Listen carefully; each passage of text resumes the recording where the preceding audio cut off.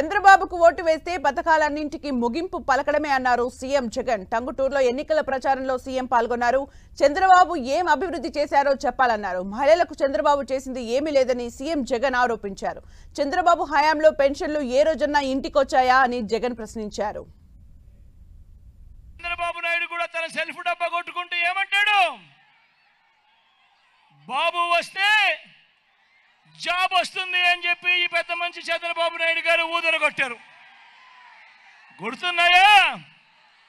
2004లో ఈయన అన్న మాటలు గుర్తున్నాయా? జాబు రావాలంటే బాబు రావాలి అన్న మాటలు గుర్తున్నాయా? మరి ఆలోచన చేయమని చెప్పి అడుగుతా ఉన్నా. డెవలప్మెంట్ కింగ్ అంట.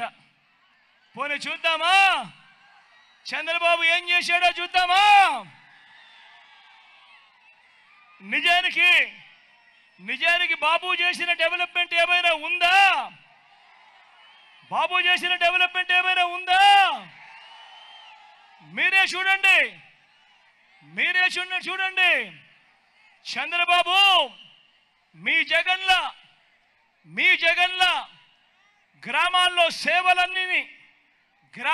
సేవల్ని పూర్తిగా మారుస్తూ గ్రామ స్వరాజ్యానికి అర్థం చెబుతూ విప్లవాత్మక మార్పులు తెస్తూ ఏకంగా 15,000 గ్రామ వార్డు సచివాలయాలు కట్టిందెవరు అని అడుగుతా ఉన్నాను ఈ సందర్భంగా.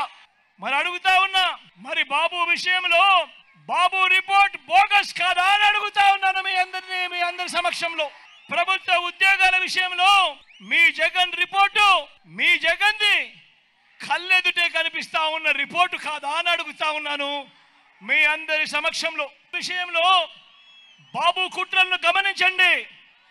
14 ఏళ్ళు సీఎంగా ఉన్న చంద్రబాబు కనీసం ఏ ఒక్క రోజైనా కూడా అవ్వాతాతల కష్టాన్ని అవ్వాతాతల బాధను ఏ రోజైనా పట్టించుకున్నాడా అని అడుగుతా ఉన్నాను మీ అందరినీ. పెన్షన్ ఇంటికి పంపించిన చరిత్ర చంద్రబాబు హయాంలో ఒక్క రోజైనా జరిగిందా అని అడుగుతా ఉన్నాను మీ బిడ్డ.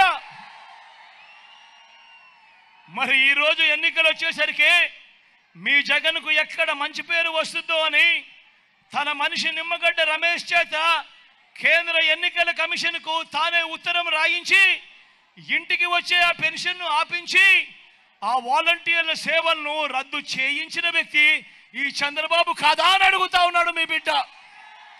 జగన్ అక్క చెల్లెమ్మను చూసుకున్నట్టు, జగన్ అక్క చెల్లెమ్మల మీద ధ్యాస పెట్టినట్టు చంద్రబాబు నాయుడు గారి జీవిత చరిత్రలో 14 ఏళ్ళు ఆయన ముఖ్యమంత్రిగా ఉన్న చరిత్రలో కనీసం ఏ ఒక్క రోజైనా చేశాడా అని అడుగుతా ఉన్నాడు మీ బిడ్డ. నా అక్క చెల్లెమ్మలు బాగుండాలని వారి ఆర్థిక, విద్య, రాజకీయ, సామాజిక, జెండర్ సాధికారతల కోసం మీ జగన్ విప్లవాత్మక మార్పులు తీసుకొచ్చాడు. గతంలో ఎప్పుడూ చూడని విధంగా మొట్టమొదటిసారిగా ఈ రాష్ట్రంలో జరుగుతూ ఉంది.